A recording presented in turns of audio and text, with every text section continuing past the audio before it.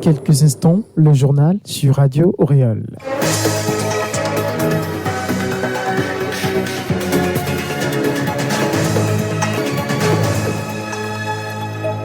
Nouvelle semaine, nouvelle tranche d'informations. Mesdames et messieurs, bonsoir et bienvenue à l'heure du journal sur la radio Auréole. À la une de l'actualité, les festivités marquant l'édition 2024 des luttes traditionnelles Evala en pays kabien ont débuté samedi 13 juillet dans le canton de Pia. Les détails à suivre. L'Association nationale des commerçants exportateurs du soja a procédé vendredi 12 juillet à l'élection de son nouveau bureau. Et hors de nos frontières, Donald Trump blessé ce samedi 13 juillet par des coups de feu lors d'un meeting. C'est tout pour les titres. Dans quelques instants, le journal. Au Togo, les festivités marquant l'édition 2024 des luttes traditionnelles Evala en pays kabien ont débuté samedi 13 juillet sur le terrain de l'école primaire publique de Kanyalanda dans le canton de Pia. Pour la circonstance, le chef de l'État, Fort Essozinanya Singbe, avait à ses côtés plusieurs autorités administratives, politiques, militaires et religieuses. À cette ouverture, les coalitions de Laoba et de Laoho se sont affrontées. Les jeunes lutteurs ont offert un spectacle agréable aux spectateurs et à la foule des supporters dans une ambiance festive. Endurance, technicité, force physique et courage sont les principales caractéristiques du jeune lutteur face à son adversaire. C'est avant tout les valeurs qui démontrent sa capacité et sa disponibilité à faire face aux défis de la vie et à défendre sa communauté, par ricochet la nation tout entière. Les luttes traditionnelles Evala sont des rites initiatiques annuels qui consacrent non seulement l'intégration des adolescents dans la classe des adultes, mais aussi l'affirmation de l'identité culturelle kabyenne et le renforcement de la cohésion sociale. L'événement, qui va durer une semaine, sera agrémenté des manifestations d'ordre social, culturel, économique et éducatif. Les festivités offrent ainsi l'occasion pour la valorisation des richesses culturelles de la région, la promotion du tourisme domestique et international ainsi que l'entrepreneuriat des jeunes. Radio Auréole. Je l'annonçais tantôt dans les titres. Au Togo, l'Association nationale des commerçants exportateurs du soja a procédé vendredi dernier à l'installation d'un nouveau bureau qui aura pour mandat 3 ans. Dans un premier temps, ceux-ci ont présenté un bilan satisfaisant dans leurs activités. Leur mission est de contribuer au développement de la filière soja au Togo. Suivons Kokou Théou, président de ANSES Togo. C'est un sentiment de joie et aussi de remerciement à tous les membres qui ont travaillé d'arrache-pied pour que cette élection soit effective. Rapidement, nous allons nous mettre sur le terrain et travailler surtout avec l'autorité parce que l'avenir de notre association, surtout le soja, la communauté de soja, dépend de notre relation avec les autorités. Et là, nous promettons de travailler vraiment avec eux pour que vraiment nous puissions nous entendre et relever les défis qui s'offrent à nous actuellement. Donc nous avons promis également dans notre programme de travail d'arrache-pied avec Pia pour qu'on s'entende et puis qu'on puisse travailler ensemble puisque c'est le Togo qui est en avant. Un bilan satisfaisant pour l'association, mais il reste encore des défis à relever afin de garantir l'avenir de cette filière. Retrouvons une fois encore le président de ANSES Togo, Kokou Théou. Nous avons un autre défi, la productivité aujourd'hui. Sur 1 hectare, nous n'avons que 500 kilos, voire moins.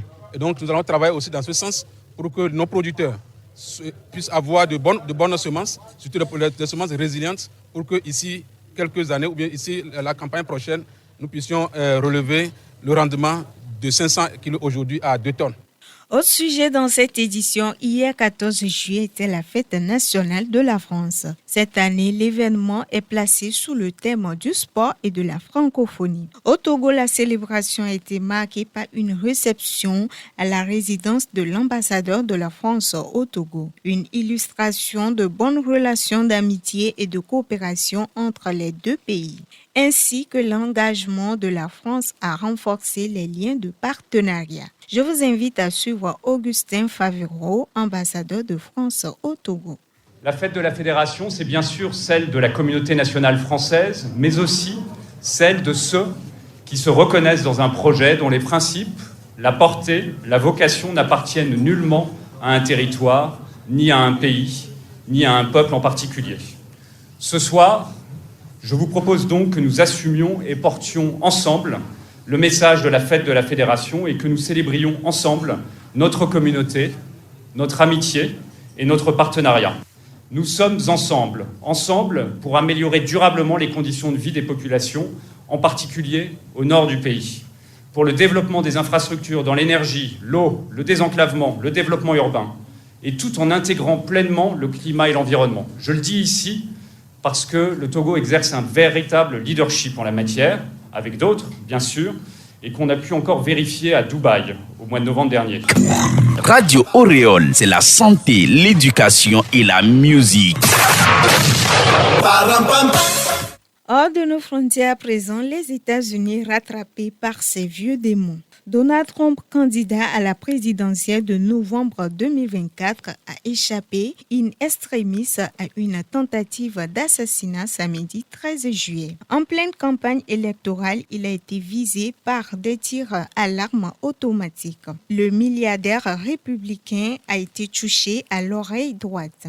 C'était son dernier meeting qui a eu lieu en Pennsylvanie. Le tireur est un jeune de 20 ans et a été abattu par les forces de sécurité. Trump a été évacué sur le coup, appelant ses partisans à se battre. D'ores et déjà, une question se pose sur la faille sécuritaire lors de ce meeting. Le service secret est sous le feu des critiques. Ce lundi, Donald Trump sera présent à la convention républicaine où il sera investi candidat officiel du parti. Sport football à présent, deux finales de grande importance se jouaient ce week-end. Celle de la Copa América et l'autre l'Euro 2024. L'Argentine et l'Espagne ont tiré leur épingle du jeu en s'adjugeant le titre mis en jeu.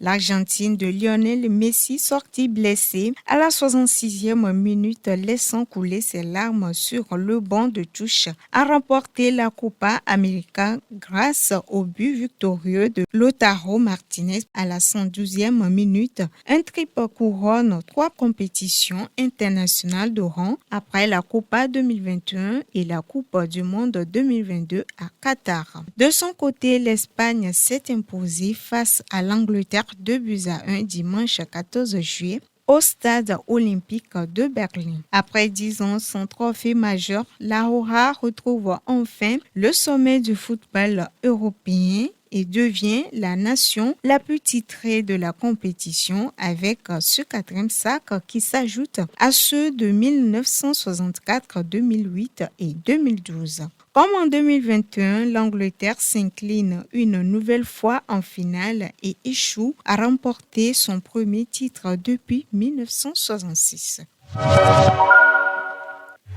De quoi ouvrez l'info.